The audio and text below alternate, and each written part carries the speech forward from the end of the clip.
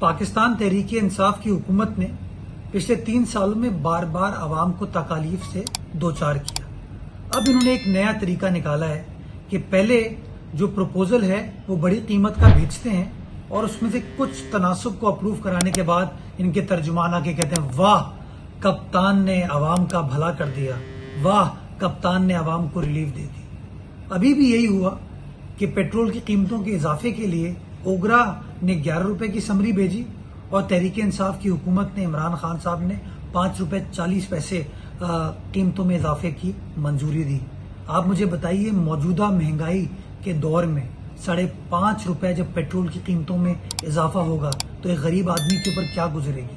اس کا جو ایفیکٹ آپ کے آٹے، چینی، دال، آپ کی روزمرہ کی اشیاء کے اوپر جو آئے گا اس کا امپیکٹ کون بیئر کرے گا؟ خان صاحب آپ بار بار کہتے تھے کہ یہ سال غریب آدمی کو ریلیف دینے کا سال ہے، کیا یہ ہے آپ کی ریلیف کہ 5.5 روپے عید سے چند روز قبل آپ پیٹرول کی قیمتوں میں اضافہ کر رہے ہیں؟ خدا را اپنی باتوں میں نہیں اپنے کام میں احساس پیدا کریں۔